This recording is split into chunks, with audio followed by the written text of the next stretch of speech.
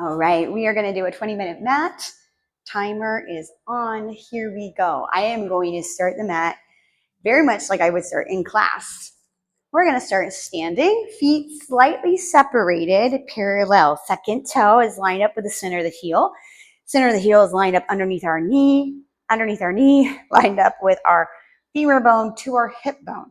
Keeping that in mind, we're going to grow nice and tall, shoulders broaden, core tightens, pelvic floor lifts in hopes that we get a little longer or a longer sensation in our body, especially in our spine. Our feet nice and wide on our mat, little toe, big toe connected. Keep those toes connected. Our head goes down, our shoulders go down. Nice, simple roll down. Think about this as being an abdominal exercise, not a stretch. So the abdominals are pulling up and in. My femur bones, my feet, as well, neither of them are rotating. I'm lifting into my abdominals as I hang here. Instead of stretching downward, I'm lifting inward with my core. Rolling back up through the spine, toes are still wide, abdominals are still in. I'm thinking about my pelvis returning to neutral, my spine stacking on top of that. One more, nice and smooth.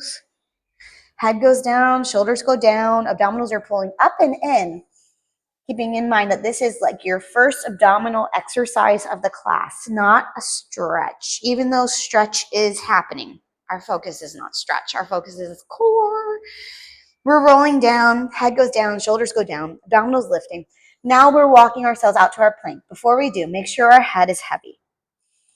Little inhale. Use your exhale. Walk your hands forward. If your spine and your legs can stay straight, awesome. If they need to bend, bend them.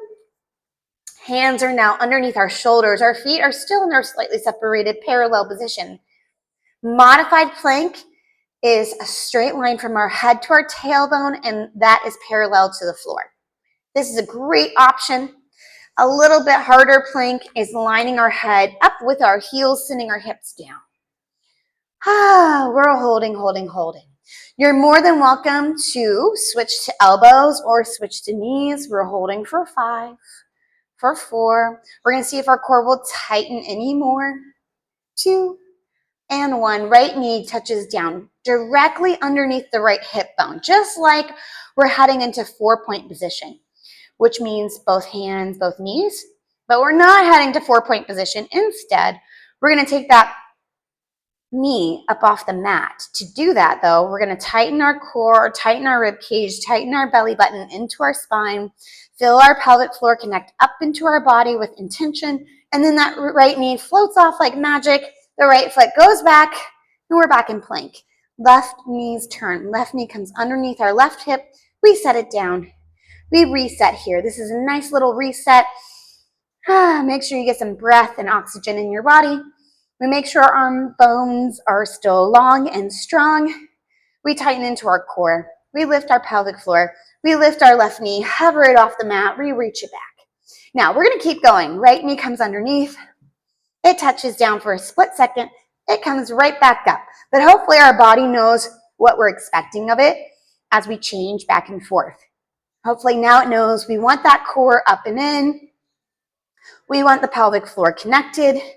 And we don't want a lot of motion through our body except the knee that's coming underneath us and returning, coming underneath us and returning. This is a great moment to make sure your neck still feels long and not scrunched or overly dropped. Keep that in mind. If you want to make it harder, instead of touching your knee to the mat, when your knee comes under you, you're going to just simply hover it off the floor. So now we're holding plank forever with less points of contact. One more set here, going nice and smooth. These are not about speed. They're about getting your body to connect to alignment and position while in motion. Right knee goes down finally. Shoulders broaden. Belly button connects in, pelvic floor connects in, right foot is relaxed. Our hips, we're going to take a moment, shift the hip to the right, shift the hip to the left, bring it back into center. Our left foot is hopefully ready to go with our hips in center. We're going to release our left foot off the floor, lift it long, and tap it down. Lift it long, Tap it down. I am on purpose limiting my range of motion up. I can feel that my hamstrings and glutes still need a warm up.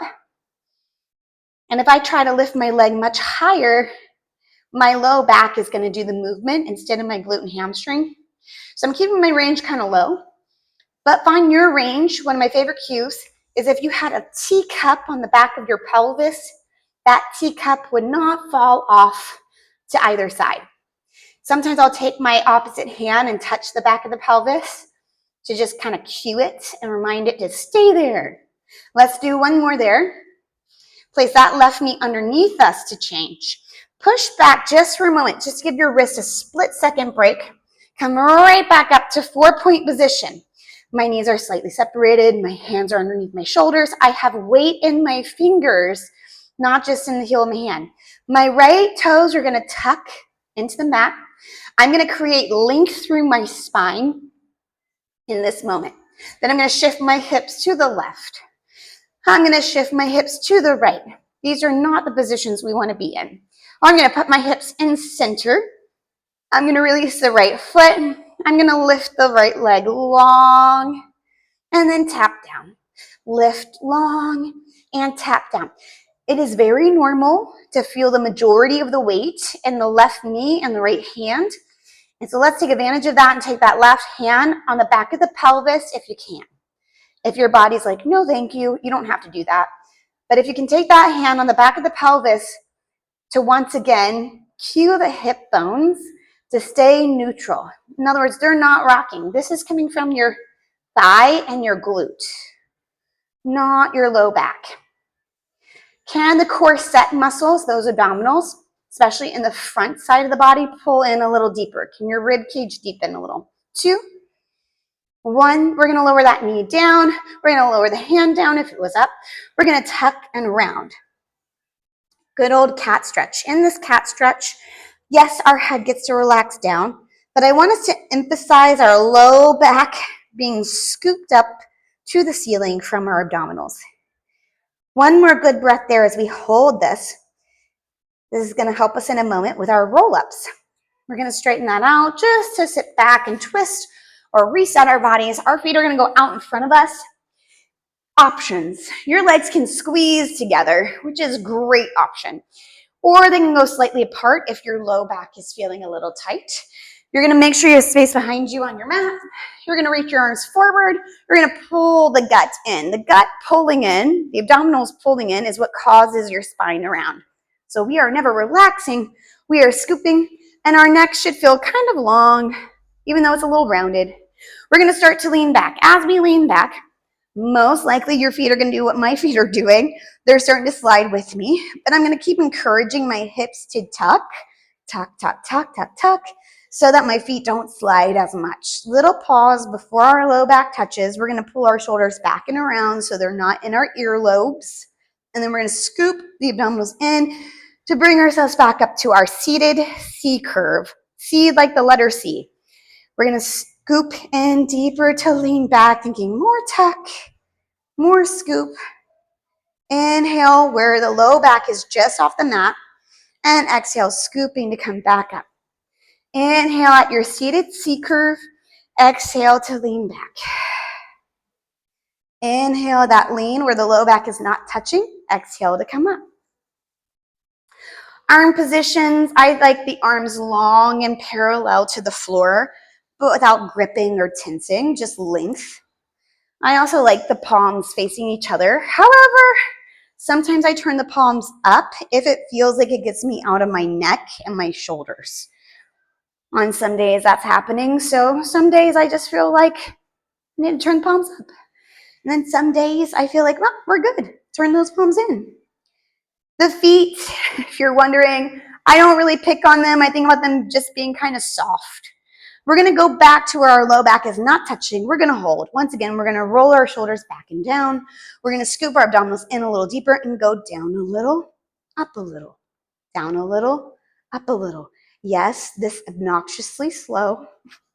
So we're really thinking about abdominals and not gripping our legs. Your legs might be lengthened and active because they're lengthened, but try not to grip the muscles in the thighs.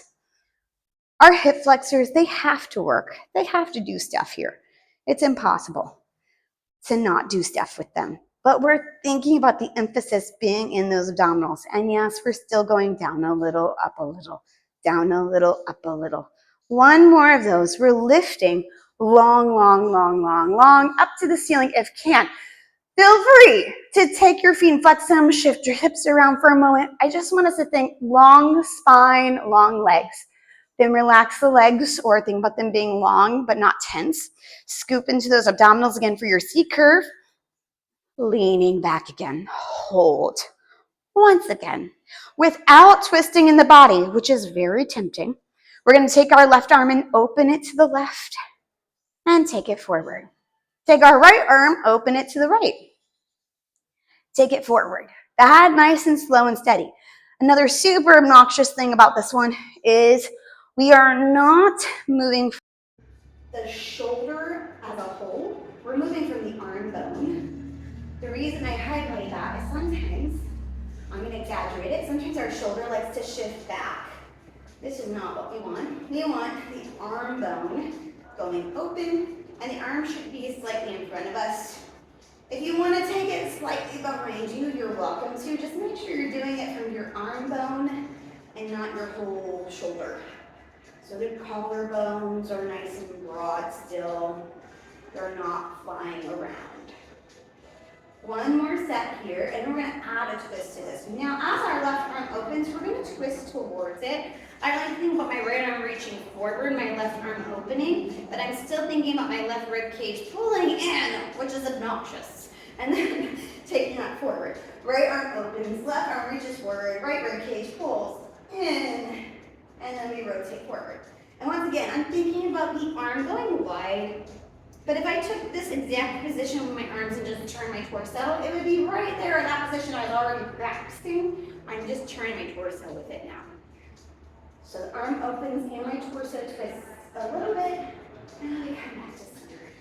And the arm opens, the torso twists a little bit, they come back to center. Now, super fun cue.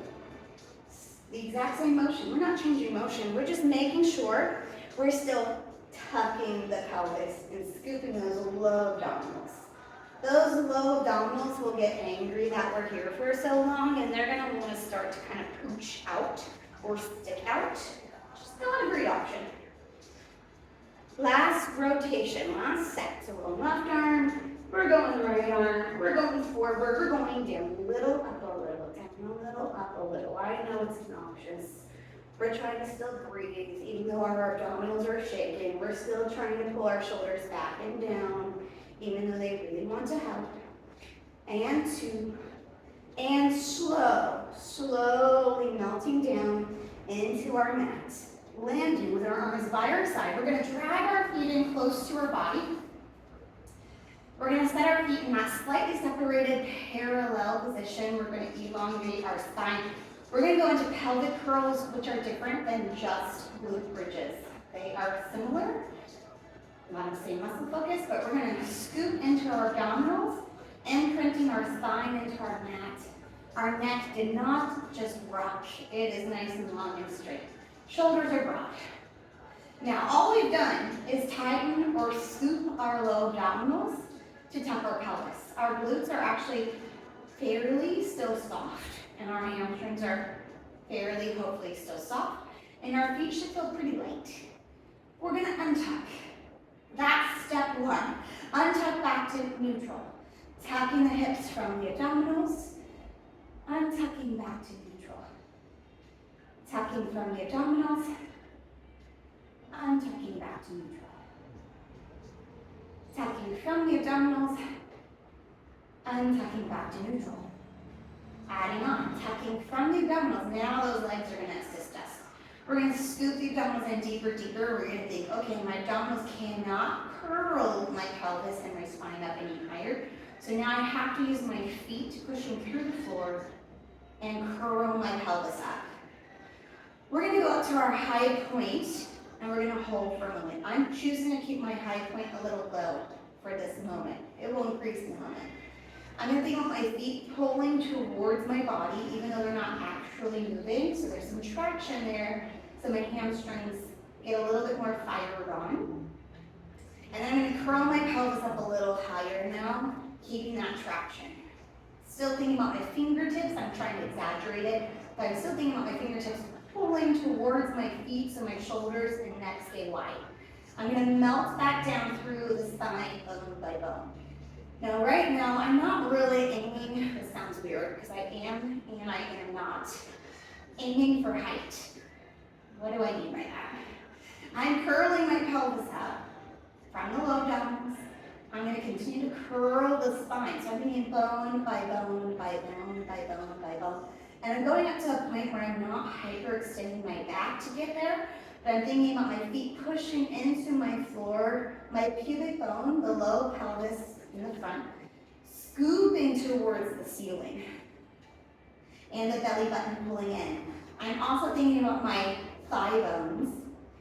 If there was a little yoga block between my thighs, I would be squeezing that yoga block, not dropping it. Then I'm rolling back down. So those are all the intentions I'm keeping in mind. I could definitely shove my pelvis up higher by widening my thigh bones or by arching into my back. That would give me more height, but that's not where I want the work to come from. I want the work to come from the abdominals and the glutes and hamstrings as I continue to move through this. So just continue to move through that articulation of the spine, rolling up, rolling down. Dream world scenario, we're inhaling as we land into our neutral pelvis. We're exhaling as we're curling into our spine articulation. We're going all the way up to the high point with that exhale, inhaling at our high point, and exhaling, rolling back down and articulating through the vertebrae. So these are, we call them pelvic curls. They are our spine articulation exercise, even though, yes, we are working our glutes and our hamstrings. They are just different than glute bridges, than pure glute bridges. Glute bridges are awesome. They're really great. And we would definitely cue this differently to make this more about the glutes. Right now it should be about the spine articulating. Just a different type of exercise, that's all. We're curling up on this one, we're holding our lift. Now as we hold our lift, we're gonna adjust something. Take your feet wider, you're gonna kind of tiptoe your feet kind of wide. It should feel like, oh, my heels and my feet are a little bit wider than my hip bones, but just by a bit, and the knees are gonna follow that. So now, by doing a little adjustment, we're actually gonna think about glutes more. I want you to squeeze those glutes on. We're still not arching our back. And we're still not letting our knees flop open, but they're wider than we just had them. Here we go. We're going to do little lifts. You're going to push through your heels to lift your hips up a little, down a little, up a little, down a little. It should feel like your glutes are more involved now, but we still want to keep that corset sensation. So in other words, I'm going to try to exaggerate it. I am not flaring and arching my back. To create this movement, I am scooping into my core. Hopefully you see that difference. And I'm pressing through my heels. I'm thinking about my glutes, trying to push my pelvis up, but I'm still keeping that corset tight. Sometimes it's hard to do. I'm also thinking about my feet having that little bit of traction towards my body. And 3, and 2, and 1. We're going to roll down with that slightly wider stance that we set ourselves in. Still articulating down. Once we're down, we're going to scoop those feet back into their slightly separated parallel position. Imagine you have a yoga block squeeze between your thigh bones as you curl your pelvis up. Hold the lift, being with the scoop. We're going to alternate legs, holding our pelvic curl. Lift the right leg up to tabletop. Return the foot all the way planted into that mat. Lift the left leg up to tabletop. Return the foot all the way planted into that mat. Think about the shoulders and the neck getting longer here. The arms will most likely be more involved, and that's okay. We're going to allow them to assist us as long as we're not overly depending on them. We're going to allow them to assist us, especially thinking about our abdominals, helping our pelvis stay in center with the assist from our arms. One more set here, going right leg. And going left leg. Trying to minimize any rocking of the pelvis. Once your feet are planted, can we tuck and curl our pelvis up just a little higher, thinking about the abdominals, scooping it up. Then roll it down through the spine, melting into our mat. We're gonna go into neutral for a split second, then imprint. Imprint just means your low back is gently but firmly pressed into your mat. Your left leg is gonna float up to a 90-degree bend, tabletop. Your right leg is gonna float up to a 90-degree bend. And once we're there, we're going to lift our feet just a little, lower our feet just a little, and hopefully find a sweet spot where they're not too high, not too low, but hopefully parallel to the floor with our kneecaps. So kneecaps, foot, shin bone in between, that shin bone is parallel to the floor. We're going to squeeze our thighs together, grab underneath the thighs, lift ourselves up to our chest lift position. Chest lift is a little different than a crunch. Crunches are great, nothing wrong with crunches. But chest lift, we're going to think about tucking our pelvis and printing our spine more. Then we're going to think about our hips getting really heavy and finding neutral. If you're like, I have no idea what you mean by neutral, then I would actually say, don't find neutral. Keep a tuck and keep an imprint of your back. Holding that. We're going to support our head with our hands, interlace our fingers. I'm a big fan of interlacing the fingers and supporting the base of the skull so that we can elongate our neck. And I want you to think shoulders lifting up, not head pulling forward. Shoulders lifting up, neck is long. Tapping the shoulders and the head down gently, but tighten the rib cage. Ribs tight. Head and shoulders lift, head and shoulders lower. One of my favorite cues here also is that yes, I'm lifting my head and my shoulders, but I'm thinking about my shoulders lifting, and that's what makes my head go up as well. My head definitely initiates a little, like it's the first thing up. But I'm thinking about it being the first thing up because my body is anticipating my shoulders lifting. We're gonna go up one more time. Hold the lift, reach the arms forward. Into the infamous 100, we're gonna inhale to prepare ourselves. Exhale, pump the arms downward without slinging and rocking the body around. In other words, we're holding chest lift and making our arm bones move without anything else. Now I'm keeping my legs in my tabletop. I'm still thinking about my neck, not dropping back, not dropping down, but long. And my shoulders lifting off that mat. Dream world scenario, those shoulder blades lift off that mat. We're gonna kind of cut this a little short with our 100. One more long exhale. One more long inhale. Notice I'm not picking on your breath when you're pumping, but hopefully you're still pumping and breathing. Grab the thighs. Pull yourself up to a seated position. We are making our way standing, swing the feet around. Back to our 4-point position. Tucking those toes, lifting those knees, walking those hands back towards our feet. Head hangs heavy. We breathe. We don't tense our neck. We're back to the slightly separated parallel position of our feet. We're back to scooping the abdominals and thinking about this being an abdominal exercise, even though we're stretching. And we're scooping those abdominals in so much that they start to lift us back to a neutral pelvis. And our spine stacks on top of those hip bones with the head and the shoulders at the top. We inhale, we exhale, we roll down. We inhale at our low spot, thinking about our abdominals pulling us upward, even though our head is going downward. And then we're scooping the abdominals in deeper to roll ourselves back up. Hips return to neutral. Spine articulates on top of that. Shoulders broaden. We're back to standing, and we did it.